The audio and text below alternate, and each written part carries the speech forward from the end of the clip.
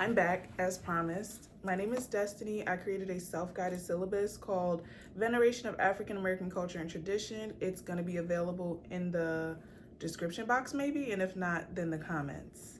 But it is called, did I say that already? I don't know. I'm going to say it again if I did.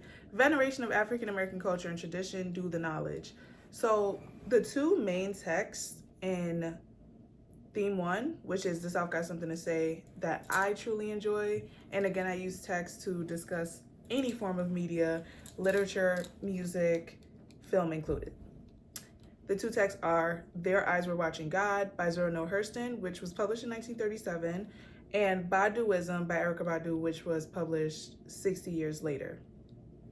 When I think about that album and I think about the book, which it's one of my favorite novels to ever exist. I love Zora Neale Hurston down. For everything that she represented in her life and also in her death, she means the world to me. And to Alice Walker, who also means the world to me. On the cover, it says, "There is no book more important to me than this one." That's an Alice Walker quote. And you know what? Yeah, I get it. Janie is the protagonist of this book. I love her so much. Janie might be my favorite protagonist, period. And I have an extensive library.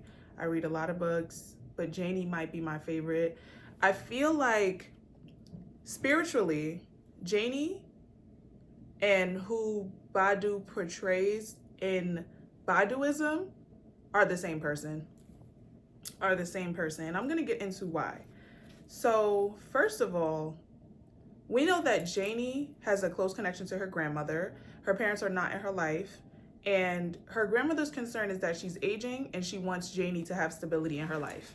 So she's worried that if she doesn't marry her off, then she will not be protected. She understands that they live at the time, well, not even just at the time, but in the white man's world, and that Janie will not have many rights as a Black woman.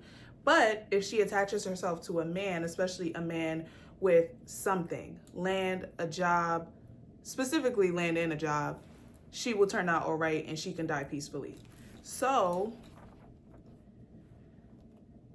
we kind of see this theme of Janie looking for something, and we eventually find out that she's looking for herself, but she didn't really have a chance to find herself because her grandmother's dreams are projected onto her. And I feel like that's something that many descendants of Black Americans experience. Your ancestors may project their dreams onto you, even if they're not yours, even if you don't share the same dreams. They feel like you should. So that is something that her grandmother never foresaw herself having in her lifetime, and it wasn't something that she got to live to see her daughter experience. So she felt like she had a chance to write her history with Janie. But Janie was just a girl. Janie was 16, and one of my favorite images in the book is to imagine Janie sitting under the pear tree. Here's a passage here. "She was stretched on her back beneath the pear tree, soaking in the alto chant of the visiting bees, the gold of the sun and the panting breath of the breeze, when the inaudible voice of it all came to her. She saw a dust-bearing bee sink into the sanctum of a bloom. The thousand sister calyxes arched to meet the love embrace, and the ecstatic shiver of the tree from root to tiniest branch creaming in every blossom and frothing with delight. So this was a marriage. She had been summoned to behold a revelation. Then Janie felt a pain, remorseless sweet, that left her limp and languid. After a while, she got up from where she was and went over the little garden field entire. She was seeking confirmation of the voice and vision, and everywhere she found and acknowledged answers, a personal answer for all other creations except herself. She felt an answer seeking her, but where? When? How? She found herself at the kitchen door and stumbled inside. In the air of the room were flies tumbling and singing, marrying and giving in marriage. When she reached the narrow hallway, she was reminded that her grandmother was home with a sick headache. She was lying across the bed asleep, so Janie tipped on out of the front door. Oh, to be a pear tree, any tree, in bloom, with kissing bees singing of the beginning of the world. She was 16. She had glossy leaves and bursting buds, and she wanted to struggle with life, but it seemed to elude her. Where were the singing bees for her? Nothing on the place, nor in her grandma's house, answered her. She searched as much of the world as she could from the top of the front steps, and then went on down to the front gate and leaned over to gaze up and down the road, looking, waiting, breathing, short with impatience, waiting for the world to be made. I love this passage because it expresses Janie's longing, but it also points out the fact that she knows nothing. She's 16. She already explained to her grandmother that she doesn't feel like she's ready for marriage. She doesn't even know what it is. So now as she's gazing at the world, sitting under this pear tree, she realizes that every being is probably in relationship with one another, such as the pear trees being in relationship with the bees. They are in a marriage of their own. So she starts to fantasize about what marriage could be, and she actually ends up getting kind of excited about marrying. I'm not gonna lie to you, I do not remember that man's name. Who did Nanny want her to marry?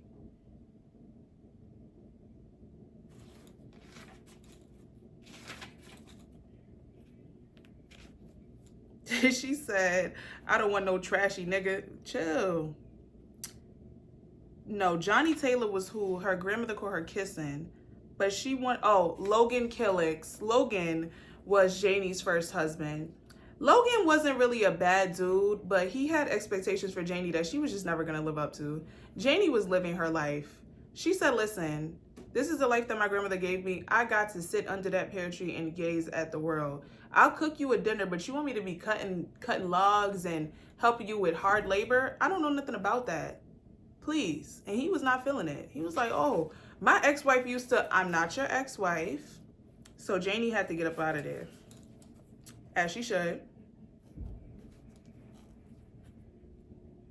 She said, tain't Logan Killix, I want you to have, baby, but it's protection. I get it. She said, I'm getting old, honey. I'm done old. I'm finna die. One morning soon now, the angel with the sword is going to stop by here. She said, I'm finna die. You got to figure something out. I really love, she said, you know, honey, us colored folks is branches without roots. And that makes things come round in queer ways. You in particular, yeah, she talks about how she was born during slavery. And again, we're going back to the fact that her grandmother never got to live out the dreams that she did have, but she was hoping that Janie would. So she ends up marrying Logan. Cool. She said, you know what? I'm starting to realize that even though I thought about how the pear tree and the bees were married and everything is marriage, I don't think I like this nigga. And grandma, I don't think I'm ever gonna like this nigga. Unfortunately, her grandmother was like, girl, you worried about love? I wasn't talking about love. What are you talking? She said, what?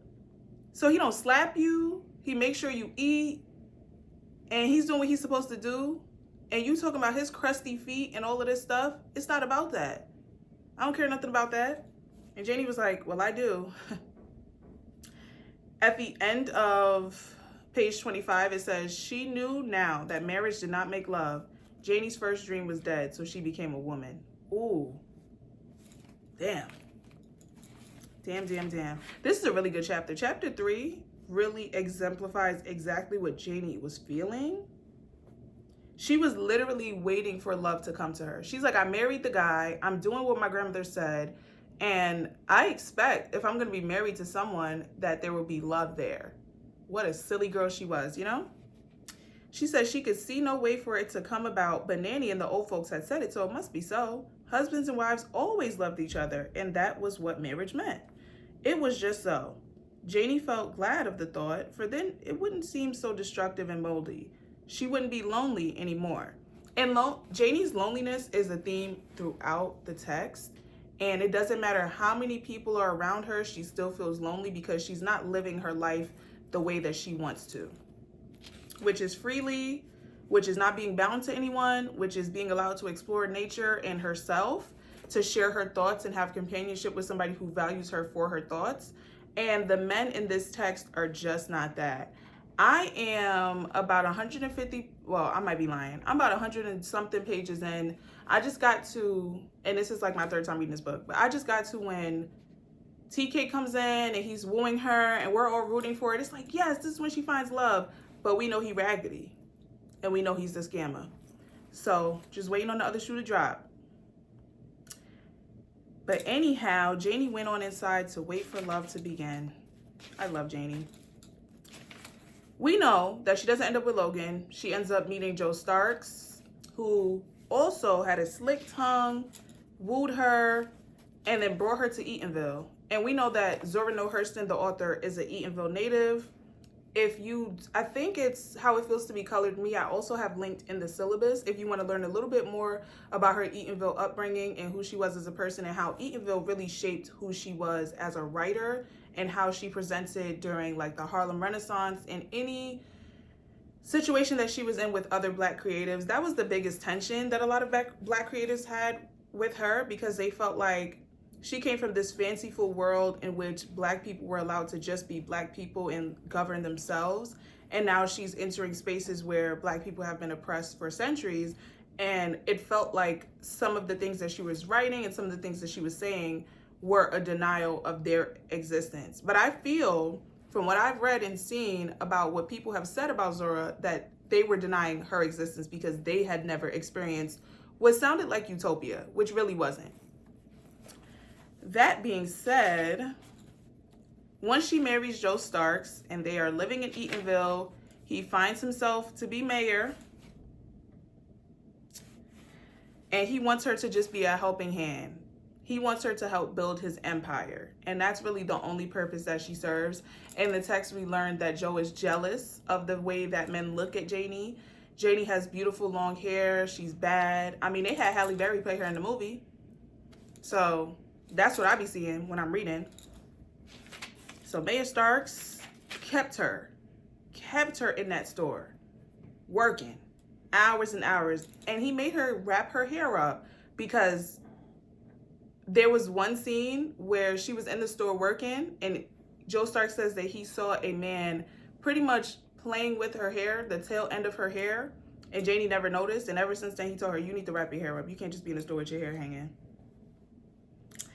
You know what pissed me off? Joe Starks in that I God, shut up. But I hate the fact that even in this relationship, because she was married to Joe Starks from the age of 16 to late 30s. So she was married to him for about 20 years. And there was no love in their marriage. There was no love in their marriage. As much as Janie still tried to look for love, as much as she still returned to that pear tree, as much as she still kept hope alive, which is one of the things that I love the most about Janie. She's unapologetic and she keeps hope alive. And I lived most for the scenes where she told Joe Starks about himself. Did he slap the shit out of her? Yes. But my sister kept on keeping on, and I have to live for that. If you are interested in looking at Black capitalism in 4K, pages 46 and 47 really tell you how Joe Starks came into Eatonville with the concept of, I'm about to transform this piece of nothing into a piece of something, and really believes that Black capitalism is going to save these people. But they start to realize you are very different than we are. And the color of your skin almost had us deluded into thinking that it was something else. But we are realizing that it's because of how you speak to us. We feel like we're speaking to massa, okay? And then one of the things that they pointed out was he had a gold vase that he would spit in. The rest of them spit on the street, spit in a tomato can, but he's spitting into a gold vase. If that doesn't tell you I have money to blow, I don't know what will. They laughed in his face when he first came to this town, saying that he was going to buy land and do this and do that. He put up a lamppost. He was getting down to it. He was showing them change in real time. He brought that store. He was employing people. I'm not going to say he was kind. He was who he was. But they eventually grew to respect him because he made good on all of his promises. And I think for Janie, even at first, she's like, I'm just waiting for him to come to bed so we can, live our lives together. And he's like, I'm waiting for her to get back in the store so she can keep building me up.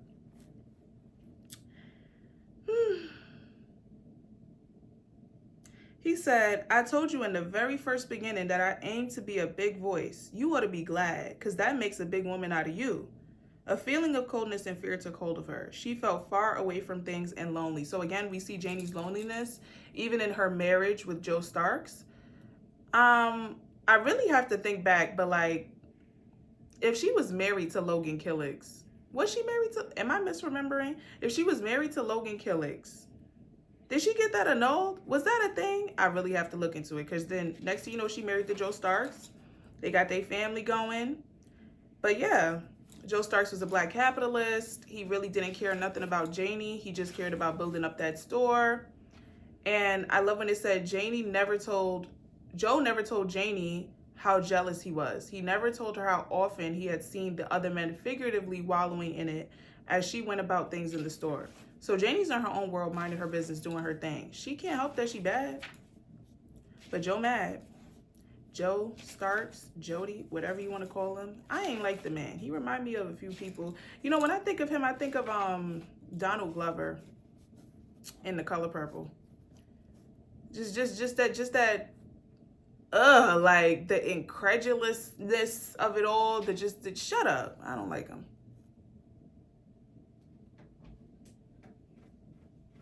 This man said, she said, you sure love to tell me what to do, but I can't tell you nothing I see. He said, that's because you need telling. He rejoined hotly. It would be pitiful if I didn't. Somebody got to think for women and children and chickens and cows. I God, they sure don't think none themselves. She should have stabbed that man. He wanted her submission, and he'd keep on fighting until he felt he had it. Absolutely. And that was the same day he slapped her in the face in the kitchen. This is another one of my favorite passages. Janie stood where he felt her. What? Janie stood where he left her for unmeasured time and thought. She stood there until something fell off the shelf inside her. Then she went inside there to see what it was. It was her image of Jody tumbled down and shattered. But looking at it, she saw that it never was the flesh and blood figure of her dreams, just something she had grabbed up to drape her dreams over. In a way, she turned her back upon the image where it lay and looked further. She had no more blossomy openings, dusting pollen over her man, neither any glistening young fruit where the petals used to be. She found that she had a host of thoughts she had never expressed to him, and numerous emotions she had never left Jody know about. Things packed up and put away in parts of her heart where he could never find them. She was saving up feelings for some man she had never seen. She had an inside and an outside now, and suddenly she knew how not to mix them. So she crawled into herself to continue to stay married to this man. But she never stopped pushing back. Love my Janie. She got so she received all things with the stolidness of the earth, which soaks up urine and perfume with the same indifference. She didn't read books, so she didn't know that she was the world and the heavens boiled down to a drop. And when she emasculated him in that store, oh, I lived. I don't care that he moved rooms and never talked to her again, and everybody was saying, oh, she poisoned him, that's why he's dying. He dying because he rotting on the inside. That's why. And that kidney failing. That ain't got nothing to do with her. She resented him, though, understandably. He took her innocence, and left her with nothing. What a raggedy piece of something, you know? So yeah, I'm getting right about to where I am. Just about here in my reread. Listen, I am a high school English teacher. I don't know if I said this somewhere. If you ain't hear it for the first time, you're hearing it now. I'm a high school English teacher. I just got off of work. We have winter break soon. I'll be doing a lot more reading, and I'm so excited. Now, let's get into Baduism. I love that album so much, right? And I love the parallels between both of these texts. If I'm real with you, once again, if Badu ain't Janie, I don't know. At least the Badu that was portrayed on Baduism. I consider Neale's soul an authentic look into the writer's life and feelings and inner world. So it almost feels like looking into Janie's inner world. I love the connection there. I'm going to pull up some of the lyrics so I can particularly reference each or whatever passage I think is important. Again, Baduism came out 60 years after Their Eyes Were Watching God. I don't know her influences. Maybe I should look more into that. But this is fake off the cuff. I'm not going to lie. First thing I noted, Apple Tree, the third track on the album, is Janie's essence. I don't know what else it could be. So when she says it was a stormy night, you know, the kind where the lightning strikes, and I was hanging out with some of my artsy friends, ooey, ooey, ooh, you know, The night was long, the night went on, people cooling out until the break of dawn. Incense was burning, so I'm feeling right. This reminds me of Janie on the porch of the store, kind of, even though Janie's a little far removed, she's soaking in the essence of everything around her. I picks my friends like I pick my fruit. My granny told me that when I was only a youth. I don't walk around trying to be what I'm not. I don't waste my time trying to get what you got. I work at pleasing me because I can't please you, and that's why I do what I do. My soul flies free like a willow tree. Do-wee, do-wee, do-wee. You know? And if you don't want to be down with me, you don't want to pick from my apple tree. Going back to the beginning of the text, when Janie's walking through her hometown and everybody gagged, oh my gosh, she back, she back. Yeah, shaking in their boots because they should be. Because Janie's that girl, and she's always had a free spirit. I have a home, and I take it everywhere I go. Because I'm planting seeds, so I reap what I sow, you know. Yeah, apple tree is Janie's essence. Sometimes is Janie when she and Jody first moved to Eatonville and are settling into the store. I love sometimes too. Sometimes, not sometimes, mix number 9, sometimes track 12. We jump it all the way to the end of the album. She was real iffy about Jody because she's like, dang, the Jody that kind of took me out of my hometown and brought me to Eatonville, I'm not really seeing him. But sometimes I like the man, sometimes I don't. I understand he's set on building this life, and that's really what it's all about. But where is the room for me? She says, can you tell me where? Where did the love go? Sometimes I think you're draining me. Sometimes I want you at home. Sometimes I feel like forgiving you. Sometimes I don't. Meanwhile, I cannot blame you. Meanwhile, I'm sitting here alone. This love affair ain't what it was. Going on. Can you tell me where? Oh, where? So that's a short song, but I think this definitely delineates exactly what Janie was feeling at the beginning of the album. Slow down. What Janie was feeling at the beginning of her relationship with Jody. No love is where she ended up. She's like, I know him now. I think this nigga hate me. She says, you can see straight through me. Turned your back on me and left me lonely. I wish I could open up my heart so you can know me. How can we make love when you don't love me? You don't show no love. She said that about 90 times because he ain't show no love. You have me calling out your name. What is this strange thing inside me? How can anyone be such a fool when you know you love me? Yes, you do. Yes, you do. When I first met you, I could hardly see, but now I'm blind for real. I wish you knew how to rescue me from this misery. Literally. Janie was wooed off her feet and out of a marriage when she got with Joe Starks. And that man locked her up in the castle like she was Cinderella. Nope, Rapunzel. Cinderella was just broke and dusty. No, she wasn't. Her father had a little money. It was the stepmother. Let me slow down. I ain't mean to disrespect Cinderella. What I am saying is Rapunzel was in that castle and they said, let down your hair, let down your hair. Locked up. Just bundles to the ground. Yo! Janie's Rapunzel. Locked up in that castle with the long hair. That's one thing they say that's one thing Zora Neale Hurston said the whole book. Janie had inches, okay? Hair to the butt. She was a part of the 2013 natural hair movement. It's true. You make me feel like you care a lot, but I love you too much. Much too much. You make me feel like you care a lot, but I love you too much. And it took a few smacks and quite some time for Janie to realize she loves people. She wants to be around people. But what she has experienced in her relationship with Joe Starks is not personhood. She is his property. His property. And the funny thing is that Nanny wants her to get married so that she can live out the life that she didn't get to live. But it's a different type of subjugation. It's a different kind of enslavement.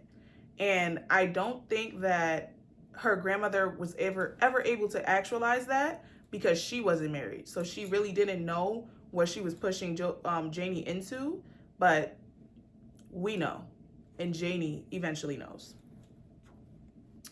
Next, certainly is Janie towards the end of her relationship with Jody when he's dying. Who gave you permission to rearrange me? Certainly not me. I don't even have the lyrics up yet, but I already know. She said, I was not looking for no love affair. Okay. And now you want to fix me? Was not looking for no love affair.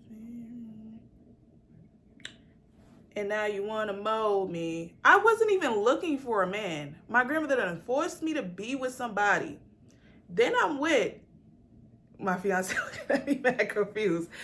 I wasn't even looking for no man. Now my grandmother done forced me to be with somebody. Now I'm with the dude. His feet is crusty. His breath is stank. Just looking raggedy. Then I'm like, all right, let me get up out of here. Old boy, he promised me a better time. She go get with old boy. He playing in her face, lock her up in the castle like Rapunzel with the long hair.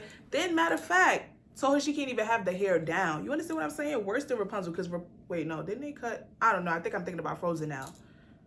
It's late. Crazy. Turn my back and then you slip me a Mickey.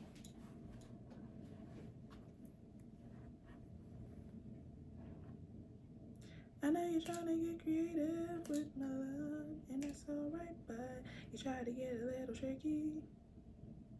Yeah, who told you it was alright to love me? Certainly not me. That's what she said. Who gave you permission to rearrange me? Because it damn sure wasn't me. And that's what Janie really started realizing. This nigga dying. She on his deathbed like, nah, you're going to hear me. You didn't hear me the whole relationship. So before you lay to rest, you are going to hear me. It's about to be hot where you going. Okay? But I want you to hear what I'm saying to you. I'm a person. And she tried to tell him the whole time, you don't know nothing about women. You talk so much about women. You don't know nothing about women. You don't know. None of y'all men. You just talking. So that was that.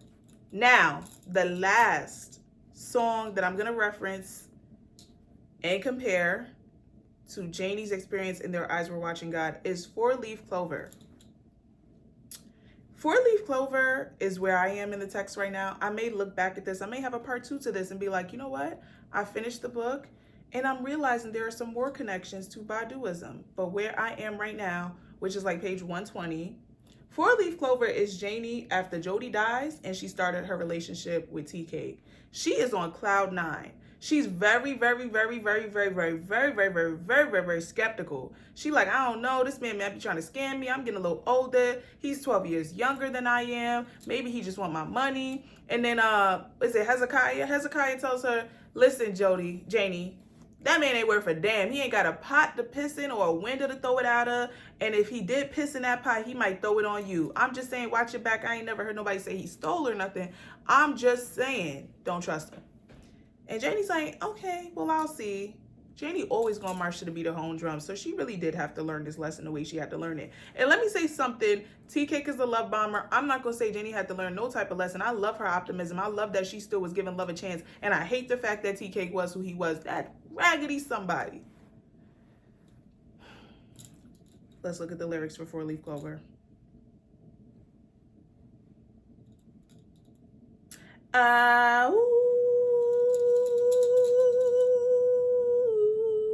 Okay.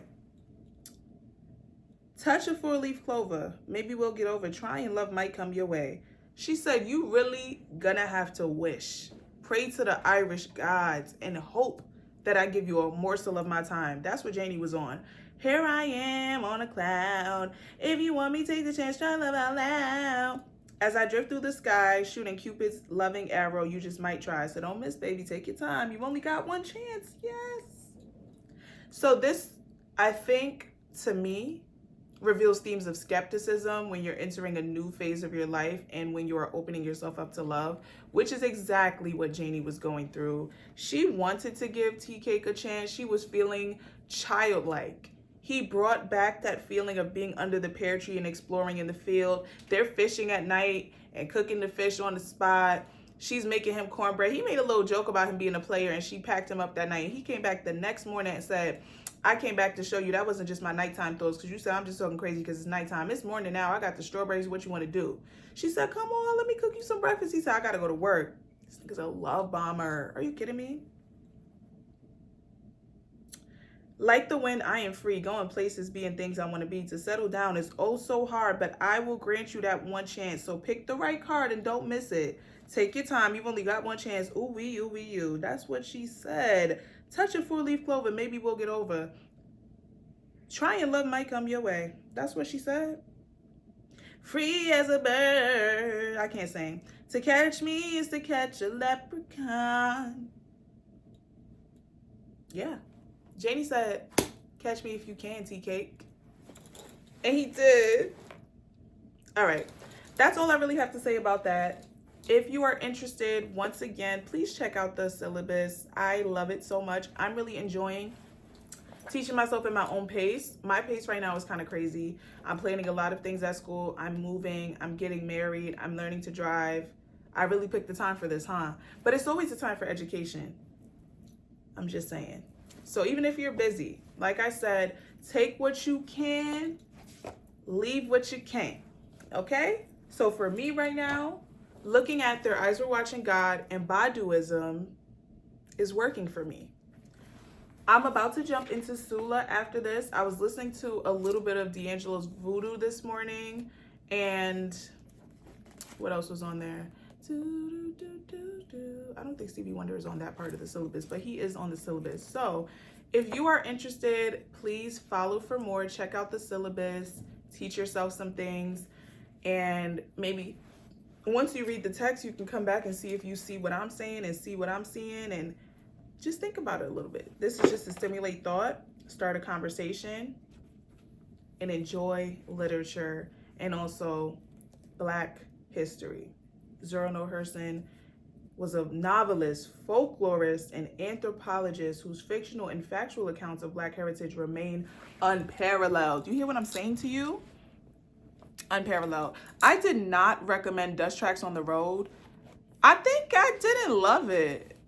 And I hate saying that about writers that I do love, because why didn't I love it?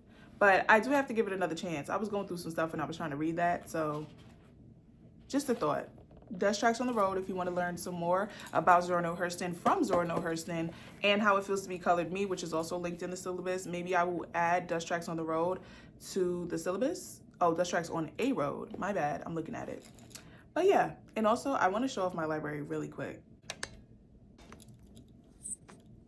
Bye, people.